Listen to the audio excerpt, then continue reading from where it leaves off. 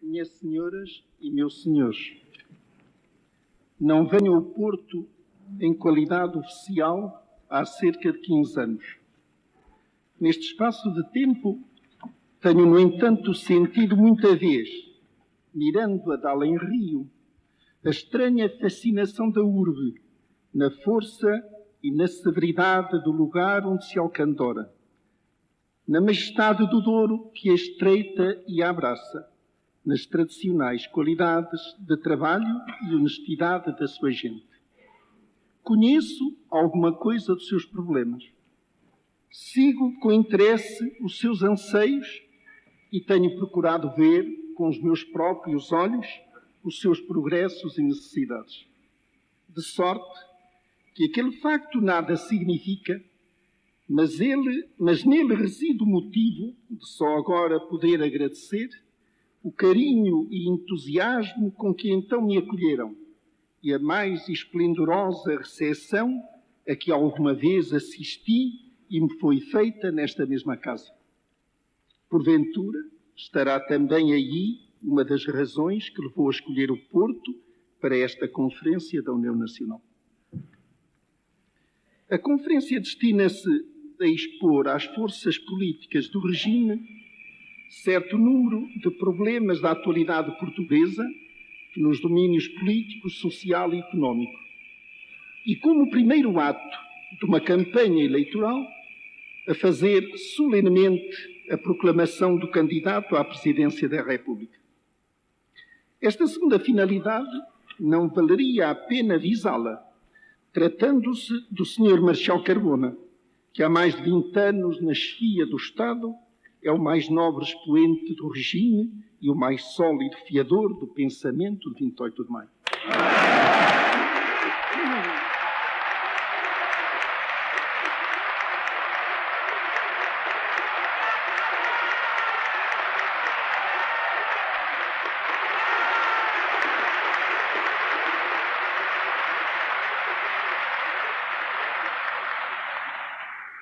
Ela não traduz mesmo fielmente a realidade, porque, de facto, a próxima eleição presidencial não se limita a escolher um dentre dois candidatos, mas, pela força das coisas, a escolher um dentre dois regimes.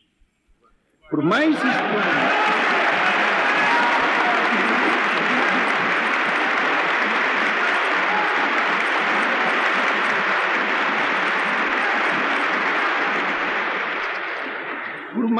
estranho que o caso se apresente, por mais objeções que possam levantar-se a esta atitude, por mais contrário a princípios elementares da estratégia, nós vamos desta vez, e por uma vez, aceitar a luta no terreno marcado pelo inimigo.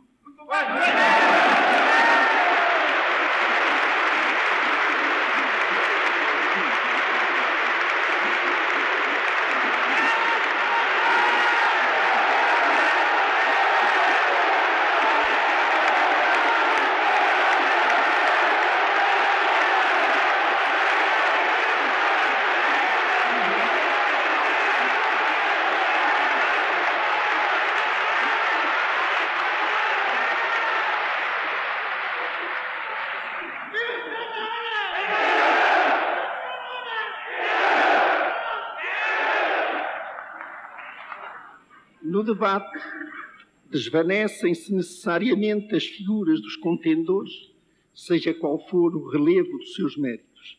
Apenas sobressaem os princípios que representam. Em tão graves circunstâncias, não devia faltar com o meu depoimento. Posso eu fazê-lo sincero, honesto, desinteressado? Eu posso fazer um depoimento.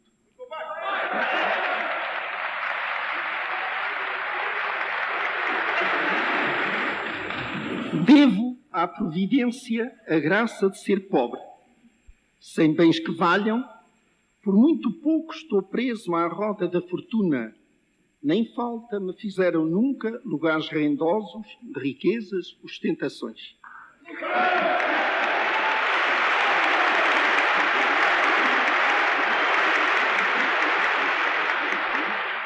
E para ganhar na modéstia a que me habituei e em que posso viver, o pão de cada dia, não tenho de enredar-me na trama dos negócios ou em comprometedoras solidariedades. Sou um homem independente.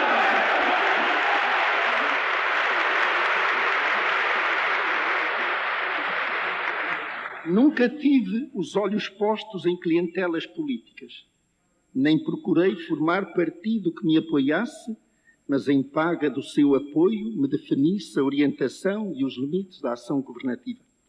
Nunca lisonjeei os homens ou as massas, diante de quem tanto se curvam no mundo de hoje, em subserviências que são uma hipocrisia ou uma abjeção.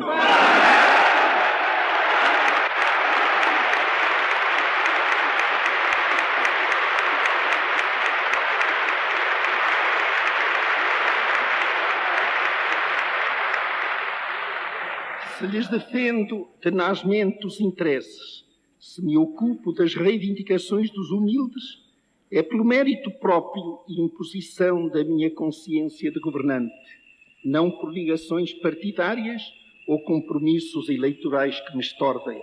Sou, tanto quanto se pode ser, um homem livre.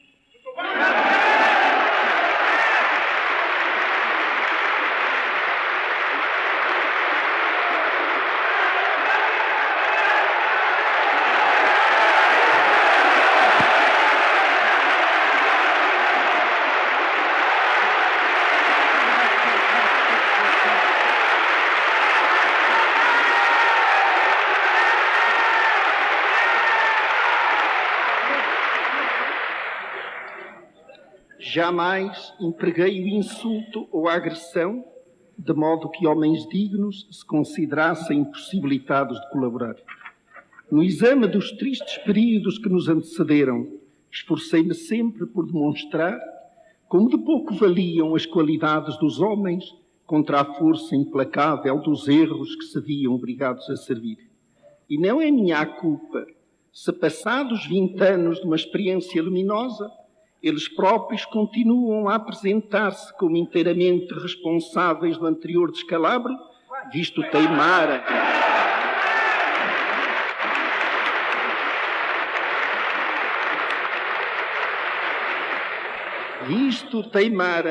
Em proclamar a bondade dos princípios e a sua correta aplicação à nação portuguesa. Fui humano. Penso ter ganho, graças a um trabalho sério, os meus graus académicos e o direito a desempenhar as minhas funções universitárias. Obrigado a perder o contacto com a ciência que cultivava, mas não com os métodos de trabalho, posso dizer que as reencontrei sob o ângulo da sua aplicação prática. E folheando menos os livros, esforcei-me em anos de estudo, de meditação, de ação intensa, por compreender melhor os homens e a vida. Pude esclarecer-me. Não tenho ambições. Não desejo subir mais alto. E entendo que no momento oportuno deve outrem vir ocupar o meu lugar para oferecer ao serviço da nação maior capacidade de trabalho, de rasgar novos horizontes,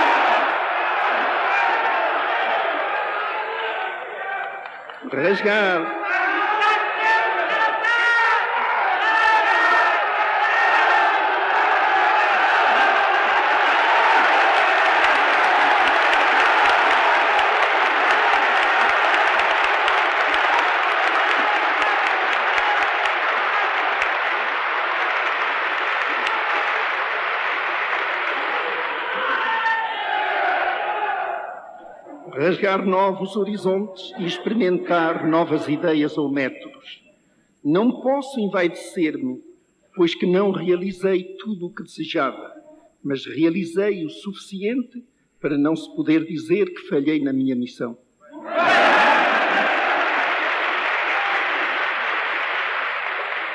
Não sinto, por isso, a amargura dos que merecido ou imerecidamente não viram coroados os seus esforços e maldizem dos homens e da sorte.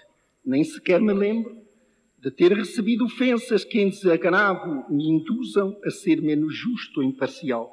Pelo contrário, Neste país onde tão ligeiramente se apreciam e depreciam os homens públicos, gozo do raro privilégio do respeito geral.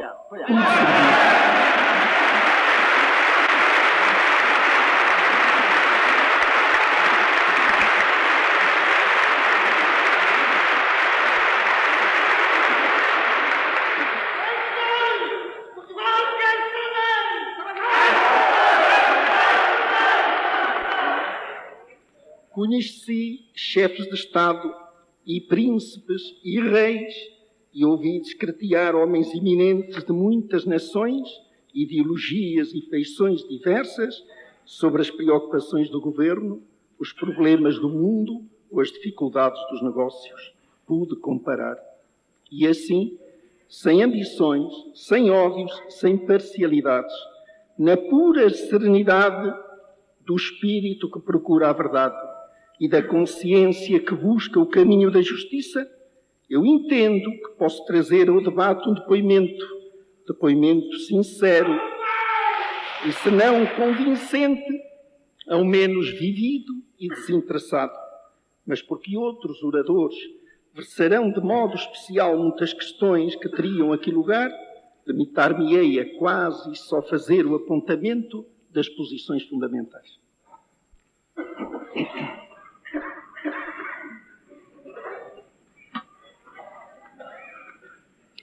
Falo só de Portugal e para portugueses.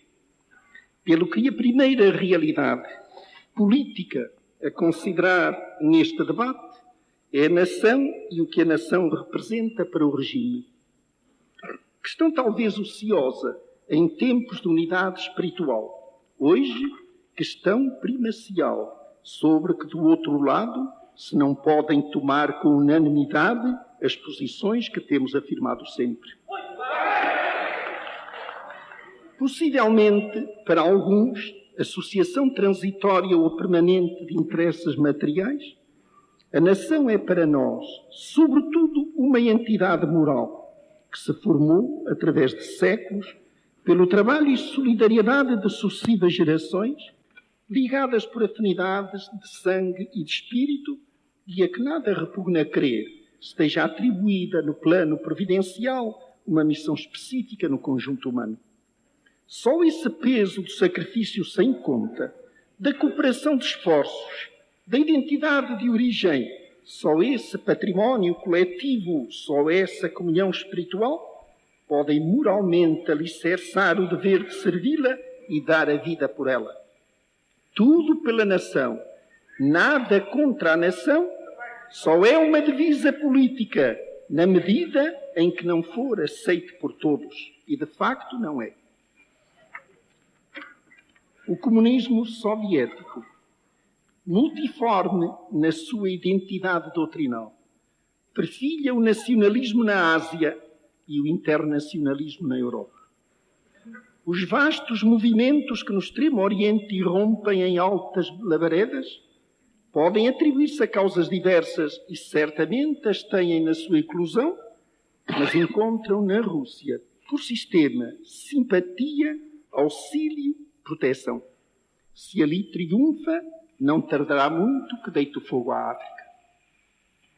No entanto, na Europa, a concepção orgânica russa em relação à sociedade internacional não vai por ora além da existência de uma suzerania tão absorvente que as autonomias nacionais, em teórica cooperação, desfalecem e com ela se vai sumindo no nivelamento geral o que as nações representavam de cultura, vida criadora e espírito próprio. As destruições morais do comunismo, mesmo no seio dos países que não domina, com a ideia capciosa de debelar as guerras e firmar a paz, ideia aceita por espíritos simplistas ou inteligências comprometidas, são já tão grandes que podem fazer vacilar o Ocidente. O comunismo faz a defesa, mais que a defesa, a apologia do antinacionalismo, mas incoerentemente subordina os interesses da comunidade nacional aos de uma soberania estrangeira que lhes é hostil. este doce país que é Portugal. Pequeno na Europa, grande e dilatado nos outros continentes. Como árvore que, alimentando-se da seiva lusitana, espalhasse longo ramos, ações diferentes e à sua sombra abrigasse as populações mais diversas, todas igualmente portuguesas, este pequeno país não pode, no 9º século da sua história, duvidar da sua realidade de nação. Esta realidade em que englobamos a independência, a unidade orgânica e a missão civilizadora é um pressuposto ou ponto de partida e hoje a toda a discussão. E daqui este corolário.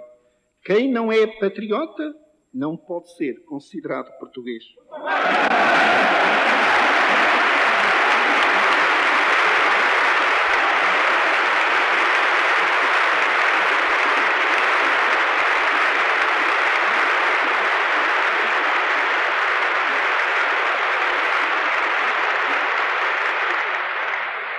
Gostaria de saber se da oposição o problema pode ser definido em iguais termos. O agregado nacional tem necessidades que hão de ser definidas e satisfeitas através do Estado, que é a sua organização política. A ordem não é produto espontâneo das sociedades, mas filha da inteligência e da autoridade. Esta exerce por intermédio de vários órgãos especializados e todos nobres e indispensáveis na sua função. Mas não pode haver dúvidas de que o verdadeiro fulcro da autoridade, o centro propulsor de um Estado, a medida da sua eficiência e poder, encontram-se no governo. Não há Estado forte onde o governo não é. A função de governo assemelha-se a uma função de selecionização e de síntese, porque lhe é necessário interpretar as aspirações nacionais, averiguar da sua profundeza e conveniência, determinar dentre as possíveis a melhor solução dos problemas e integrar esta no quadro dos princípios gerais que informam a ação governativa.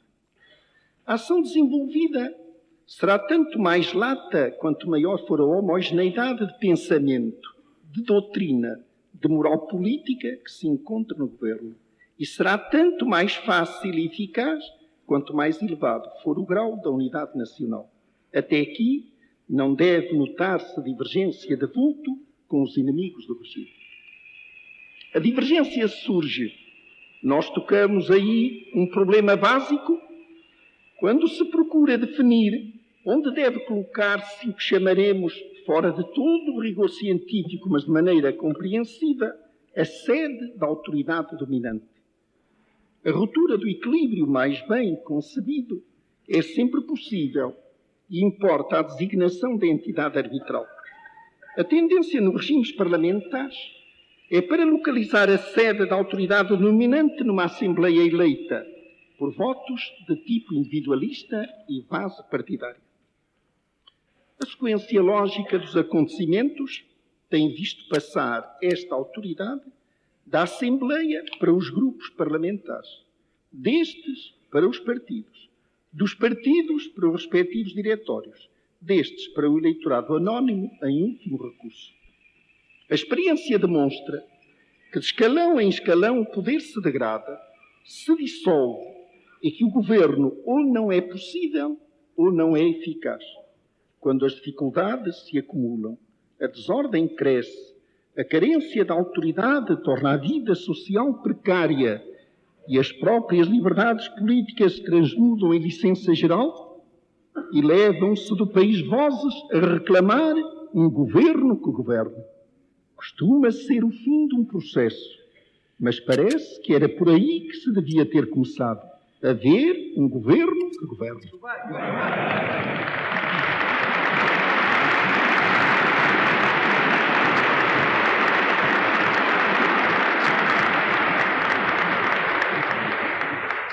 Quando nas legislaturas do período parlamentarista, monárquico e republicano, até 1926, se verifica terem sido dissolvidas 86% das assembleias políticas, umas vezes pela força, outras por ato do chefe do Estado, não pode crer-se nem que a instituição se revelasse sempre incapaz da função legislativa, nem que houvesse sempre intervenções abusivas ou atos de força condenáveis à luz do interesse nacional, mas que o sistema, ao proclamar o intento de pôr nas mãos do povo ou do eleitorado, pobre povo e pobre eleitorado, o governo da nação, condenava este à instabilidade, à agitação estéril, à inópia da autoridade. Por isso, o problema do governo é o problema central dos regimes políticos e um problema vital das nações. Vale a pena refletir mais uns instantes no assunto, examinando agora do aspecto partidário. Teoricamente, os partidos representam a agremiação de forças políticas que se constituirão à volta de sistemas de princípios doutrinários ou de conjuntos de interesses, quer materiais, quer morais, num e noutro caso, para efetivação no governo. Teoricamente ainda, o Dr. Mário de Figueiredo versará com a habitual profundeza este assunto, teoricamente ainda, os programas partidários subentendem-se como conjuntos de soluções para problemas concretos nacionais. Isto quer dizer, o partido ao serviço da nação. Sendo assim, conhecer-se-iam através da formação de partidos as correntes de ideias ou sentimentos que atravessam a alma da nação, a força das suas aspirações, a importância das suas necessidades. Isto é a teoria. Na prática, verifica-se o seguinte: em numerosos países, e em Portugal sem dúvida, a noção, o espírito, a finalidade dos partidos corromperam-se e as agremiações partidárias converteram-se em clientelas sucessiva ou conjuntamente alimentadas pelo tesouro. Findo o período romântico, ou até antes disso, que se segue às revoluções ditas liberais do começo do século XIX, e em que os debates parlamentares revelavam com erudição e eloquência preferência pelas grandes teses da filosofia política, a realização partidarista começou de envelhecer-se. Duvido se alguma vez representou o que se esperava.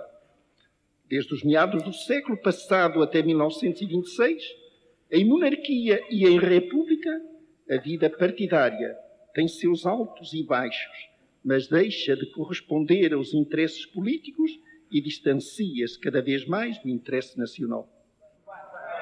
A fusão ou desagregação de partidos, as combinações políticas, são fruto de conflitos e de paixões, compromissos entre fações concorrentes, mas nada tem a ver com o país e os seus problemas.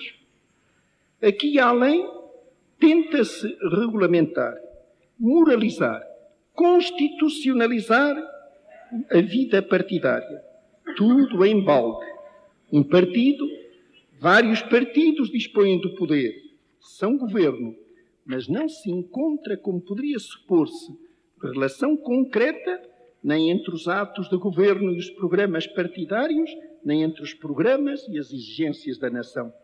Nós chegámos aos últimos extremos na República Parlamentar, com 52 governos em menos de 16 anos de regime. A única conclusão possível é que a fórmula partidária faliu, e de tal modo que apregoá-la como solução para o problema político português não oferece o mínimo de base experimental que permita admiti-la à discussão. Mas pode ir-se mais longe. Pode ir-se mais longe e invocar para contraprova a experiência de mais de 20 anos de política sem partidos, de política nacional, simplesmente.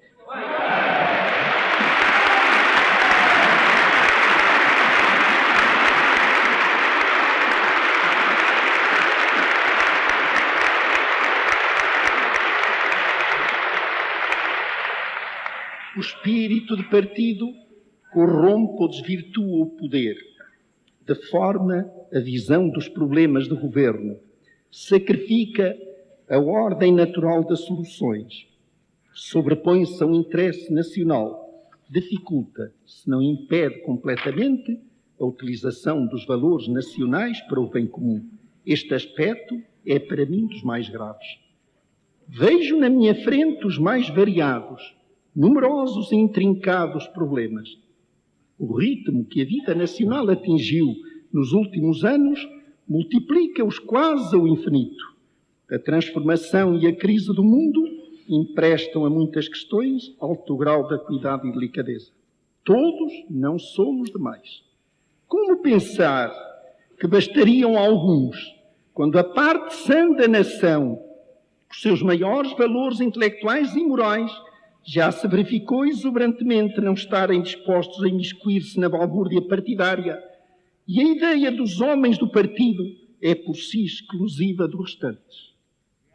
Só por esse aspecto, a política de partidos seria contrária à unidade nacional. Mas já havia afirmado, mas já havia escrito, que é exatamente através da liberdade de organização partidária que melhor se garantirá essa unidade. Há, pois, diversas maneiras de ver as coisas. Duvido se há mais de uma de as ver bem.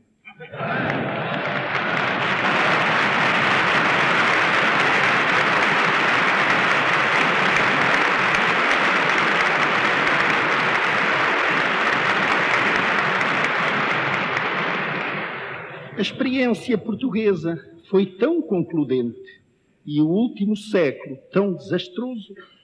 A nação habituou-se de tal modo a ser tratada como quem é e sem diferenciações partidárias. A evolução política fez-se em tal sentido que verdadeiramente não há que escolher senão entre organização e política nacional ou organização e política de um só partido. Uma pergunta inocente: e qual seria dentre os grupos da oposição? Estas realidades ilustram outro problema, o das liberdades, sobre que desejava também dizer duas palavras. As liberdades que mais interessam à vida política são a liberdade de imprensa, de reunião e de associação. Estão inscritas na Constituição em termos correntes, mas o seu exercício está sujeito a condicionamentos que, na prática, limitam o seu campo de utilização. Isto faz crer a alguns que não há liberdade em Portugal. O exercício real das liberdades públicas, como o funcionamento normal das instituições, pressupõe um nível de educação cívica, um espírito de tolerância, uma noção de responsabilidade e um sentido de justiça que não se equivalem em todos os países. A liberdade não se mede pelos textos, mas pelos costumes.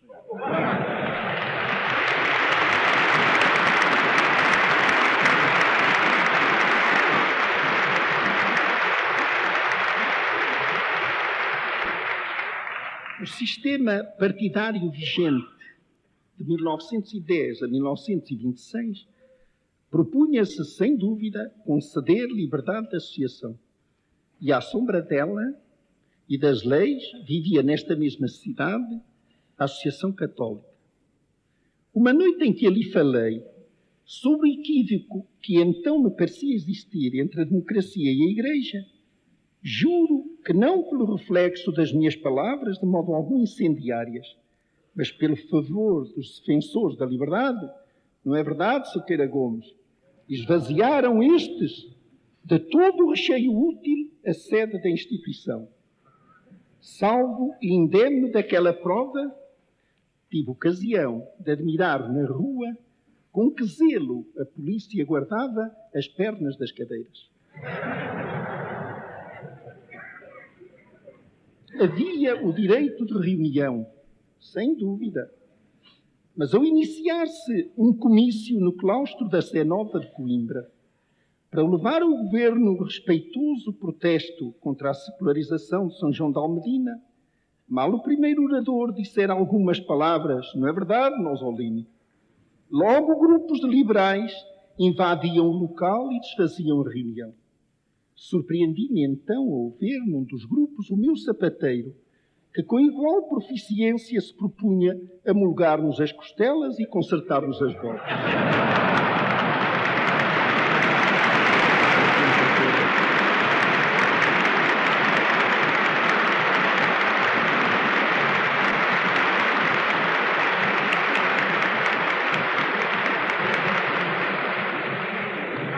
Havia liberdade de imprensa. Havia mesmo a excelente liberdade de enxovalhar os poderes públicos, injuriar os homens do governo e denegrir a honra da nação. Mas, sobretudo nos primeiros anos, quando era possível às oposições fazer ressurgir do empastelamento da véspera um tímido número de jornal, era caso grave conseguir a sua exposição e anunciar a venda. Neste quadro se vivia em Portugal, no que se refere a liberdades públicas, apenas efetivas para os partidários do governo.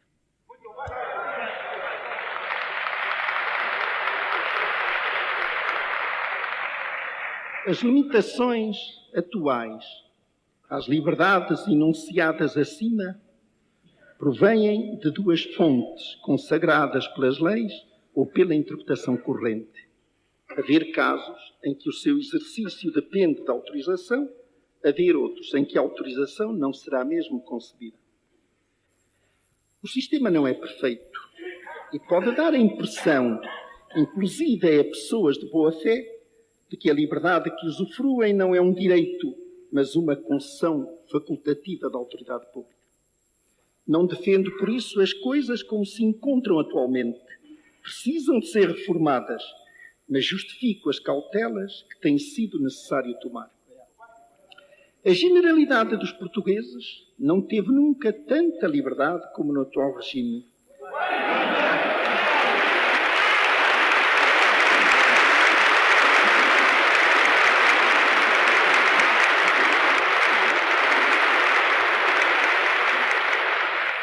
Porque, nos limites em que se concede, é igual para todos e efetivamente garantida. Assim se compreende que a vida associativa se tenha multiplicado e intensificado e que não se verifiquem entraves visíveis à vida corrente dos portugueses. Simplesmente, a associação para a política partidária, as reuniões para a política partidária, a imprensa para a política partidária sofrem limitações, coerentemente com a pretensão de curar do partidarismo doentio que a degradava a sociedade portuguesa.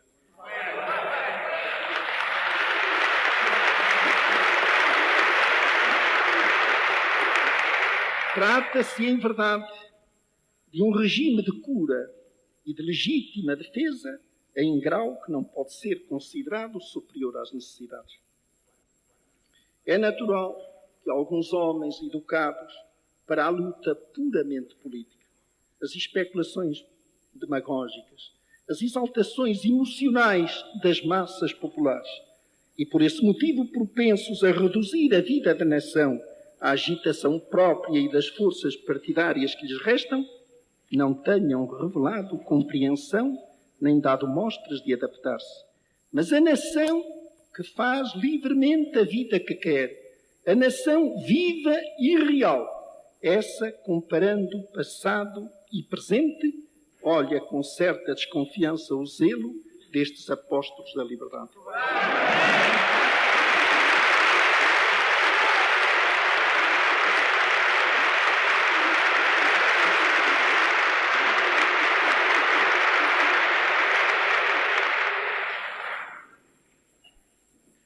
Portugal nasceu à sombra da Igreja e a religião católica foi desde o começo elemento formativo da alma da nação e traço dominante do caráter do povo português.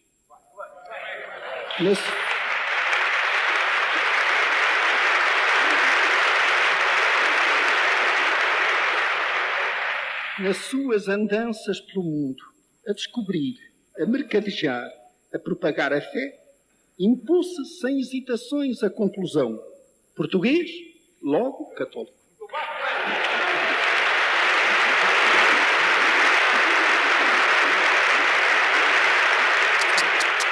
tiveram o restrito significado de lutas políticas e não de questão religiosa, os decídios dos primeiros séculos entre os reis e os bispos e os que mais tarde envolveram os governos e a cúria. Na nossa história, nem heresias nem cismas, apenas vagas superficiais, que se atingiam por vezes a disciplina, não chegavam a perturbar a profunda tranquilidade da fé. A adesão da generalidade das consciências aos princípios de uma só religião e aos ditames de uma só moral, digamos, a uniformidade católica do país, foi assim, através dos séculos, um dos mais poderosos fatores de unidade e coesão da nação portuguesa.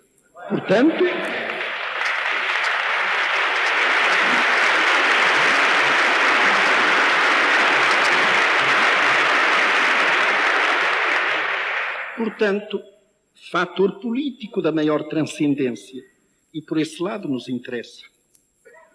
Em virtude daquela mútua incompreensão a que aludira Garrett, nós não compreendemos o frade. O constitucionalismo recém-nascido destruiu as ordens religiosas e, com esse golpe, não só diminuiu o potencial humano do apostolado, mas as riquezas afetas ao serviço religioso e às obras de assistência. Prudentemente, de certo, para que nem tudo se perdesse, alguns bens apareceram transferidos para o património do Estado e dos políticos. Mas a Igreja sofreu com um empobrecimento, que aliás é o menos, e através das restrições do princípio associativo, o mais duro golpe do século. E pode dizer-se que não mais se refez. A consequente baixa cultura católica do povo não teve, nos nossos dias, senão um equivalente na incultura religiosa da massa dos dirigentes. A Lei de Separação de 1911 é, na forma e na essência das disposições, a tradução de um jacobinismo atrasado de 100 anos, que desconhecia tanto o fenómeno religioso em si mesmo como a importância de fator católico na consciência nacional.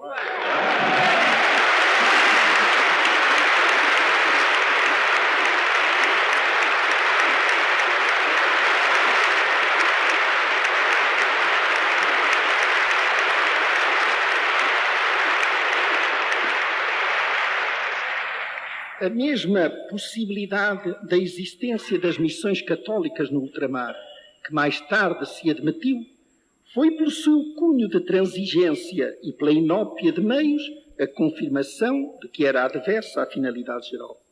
Numa Europa em que, à parte da Espanha e porventura a Itália, perdera a unidade da fé, mas em que a liberdade religiosa estava legalmente assegurada, o Estado português atribuiu-se aqui um fim teológico negativo, desenraizar o catolicismo da alma do povo em algumas gerações. E lá se foi o resto dos bens.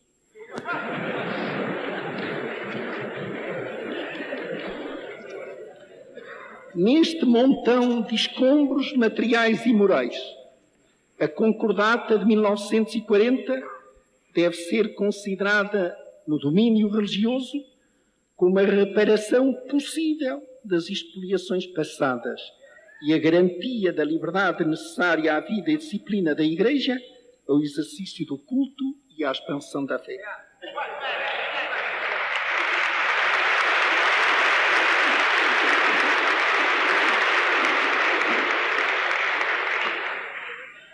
Mantendo o princípio da separação como mais consentâneo com a divisão dos espíritos e a tendência dos tempos, ela dá à Igreja a possibilidade de se reconstituir e mesmo de vir a recuperar, por tempos, o seu ascendente na formação da alma portuguesa. Sob o aspecto político, a Concordata pretende aproveitar o fenómeno religioso como elemento estabilizador da sociedade e reintegrar a nação na linha histórica da sua unidade moral. Ora bem, a Igreja não pode tomar posição neste debate, mas os católicos não podem manter-se indiferentes às suas consequências.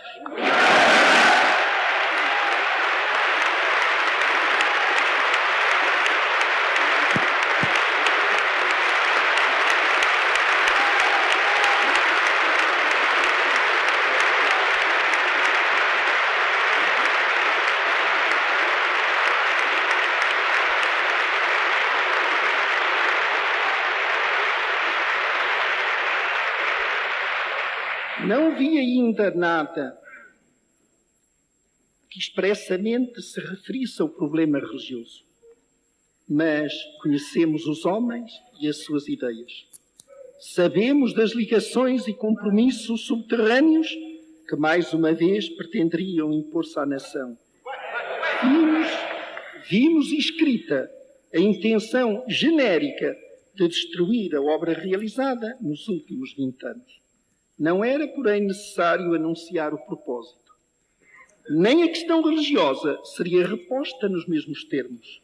Tornou-se hoje corrente em muitos países que se deixam dominar pelas chamadas forças libertadoras, acusar Deus de conspirar contra a segurança do Estado.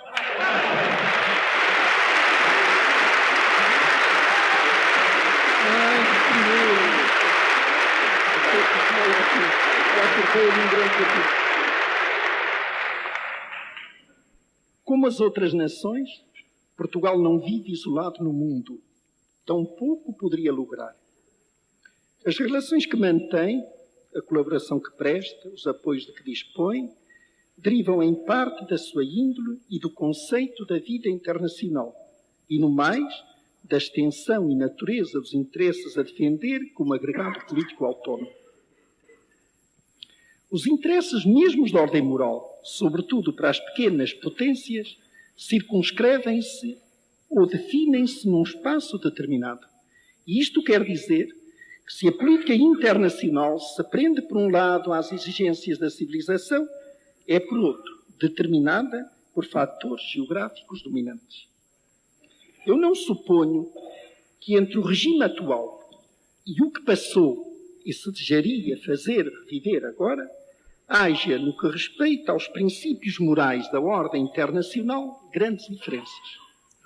Todos nos declararemos amigos da paz, prontos à colaboração entre as nações, sem dependência de regimes ou de ideologias, dispostos a fazer decidir, por meio da arbitragem, os litígios internacionais.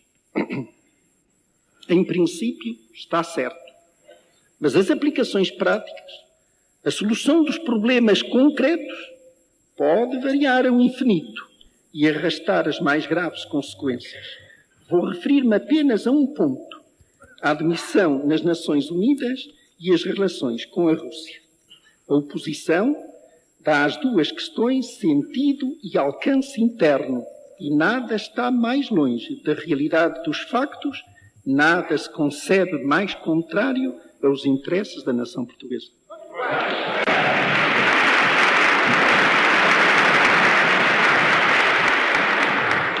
No primeiro momento em que lhe foi possível, Portugal requereu a sua admissão às Nações Unidas.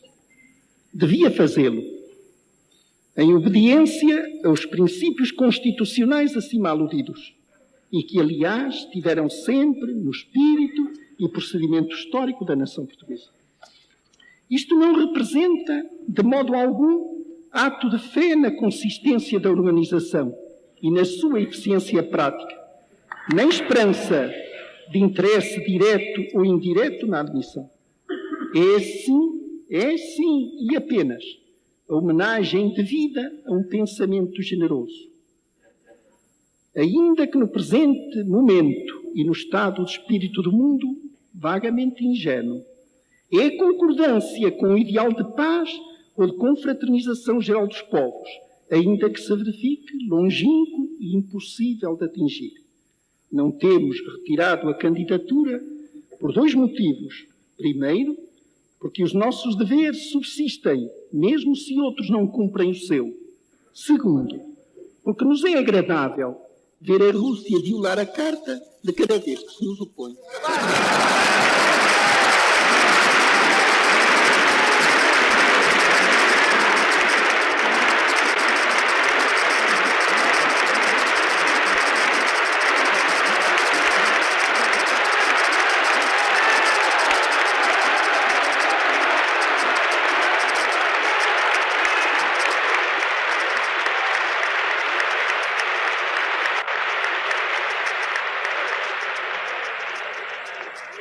No meu modesto modo de ver, as nações iniciadoras do Pacto cometeram o erro, talvez inevitável, mas previsível, depois da experiência da Sociedade das Nações, de considerar as Nações Unidas o fulcro de toda a vida de relação mundial e órgão supremo da política internacional, sem poderem assegurar-lhe a necessária universalidade e meios práticos da ação. Destas esperanças e de desmedida ambição, derivou outro erro, a política de fazer ingressar e tornar dependentes da ONU todas as organizações e formas de colaboração internacional existentes, sem saber como garantir a participação dos Estados, mesmo os não considerados membros das Nações Unidas. De modo que os Estados vieram a encontrar-se em face das seguintes perspectivas: organismos internacionais de caráter técnico, jungidos à organização política e, desse modo, sujeitos às repercussões das suas crises e das suas conveniências. Uma organização unitária, de essência política, que não pode abarcar e muito menos resolver os problemas do mundo. Desta verificação se deduziu já, e ainda bem, a necessidade de, sem contrariar a organização abertamente, começar a fazer-se a desarticulação de problemas fundamentais, com os de defesa e os de reabilitação económica, para os tratar em bases regionais ou de mais estreitas afinidades de interesses ou civilização do que as que podiam encontrar-se numa Europa universal e até independentemente de se pertencer ou não às Nações Unidas. Mas se assim é, quando se esboça o pensamento de concentrar toda a política externa portuguesa na aliança com a Inglaterra e na admissão às Nações Unidas, o menos que se pode dizer é que se está completamente fora das realidades e está disposto a sacrificar em ideologias ou conveniências partidárias os maiores interesses do país.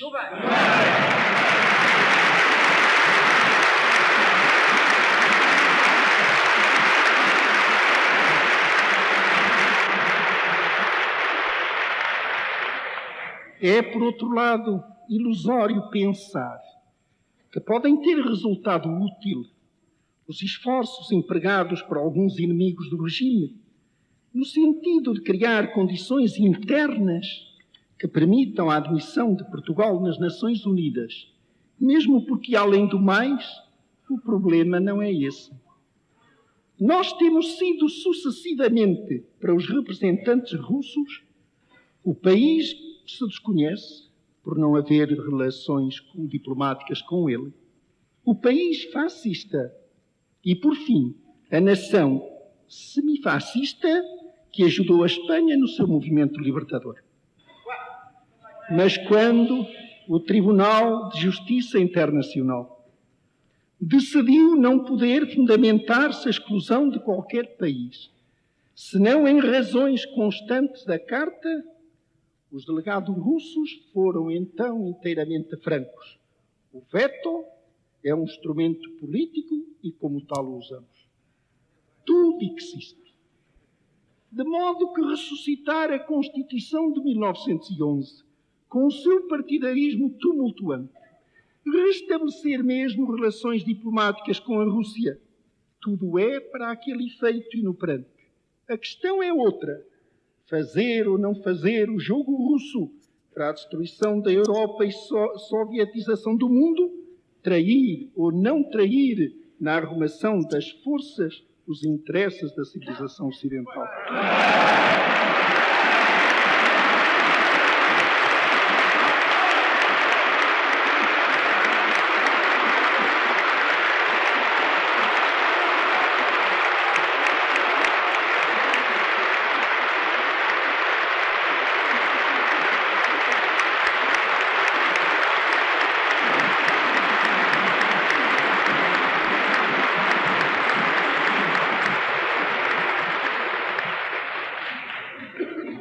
Embora convencido de que a política se faz muito com o sentimento e pouco com a razão, eu não podia deixar de apelar hoje, sobretudo, para a inteligência dos portugueses, tratando-se de problemas de tão alta importância e que seria desastroso confiar ao jogo das paixões.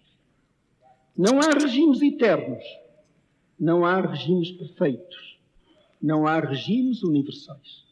Não há regimes eternos, mas há regimes estáveis e instáveis. Não há regimes perfeitos, mas há os que servem e os que desservem as nações.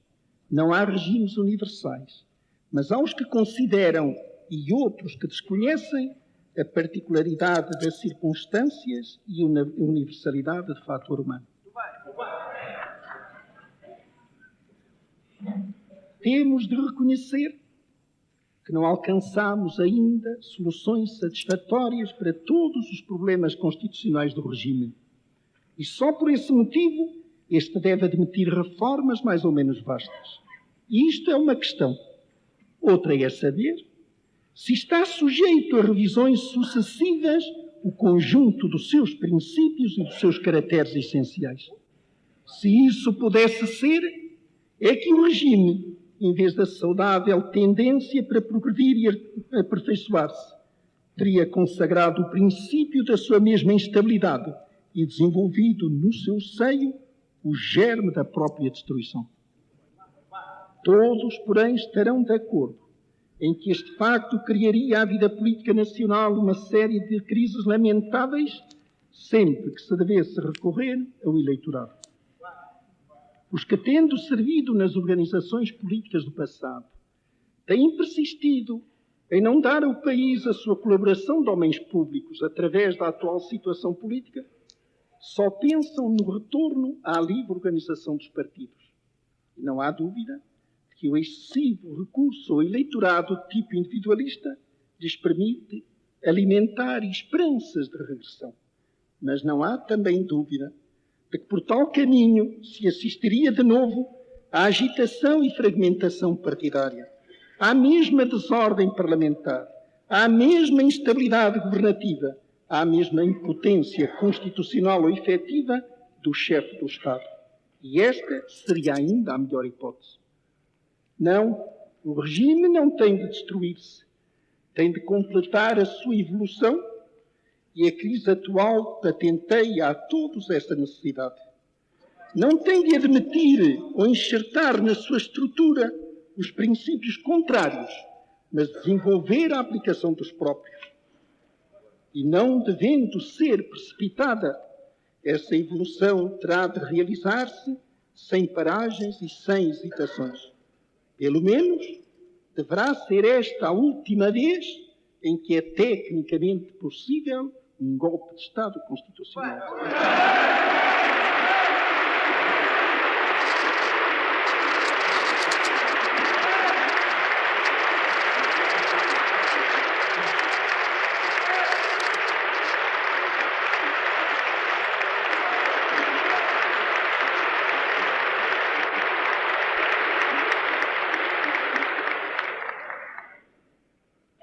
Sinto que me alonguei demasiadamente e vou terminar. Gostaria de ter-me ocupado de questões de outra ordem. E muitas havia da maior importância para a vida e o futuro da nação. Mas vi-me obrigado a dar a primazia a problemas de filosofia e organização política, por ser evidente que nas circunstâncias presentes relevam a todos os outros. De facto, a sua solução, em certo sentido, condiciona a possibilidade de solução dos restantes, ou pelo menos não pode, independentemente dela, esperar-se sejam salvaguardadas a vida, a ordem, a prosperidade futura da nação. A oposição vai fazer a sua campanha eleitoral. Pregar, nos termos mais pacíficos, já se vê, a sua guerra civil. Suponho que pouco dirá de questões concretas e instantes da nação, porque não lhe permitem a heterogeneidade dos seus elementos constitutivos, as divergências ideológicas e o cuidado de não pôr a descoberto o apoio dos comunistas.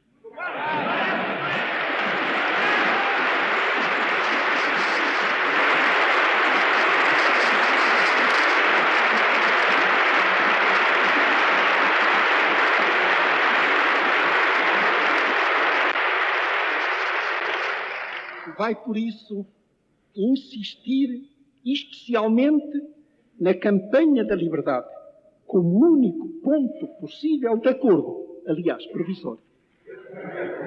Da liberdade esperará que desabrochem depois espontaneamente a ordem, a prosperidade, as soluções práticas dos problemas. Sendo assim, revelará que está ultrapassada pelas ideias e realidades do nosso tempo e pertence, sombras vagas e errantes, a um passado que não pode ressuscitar.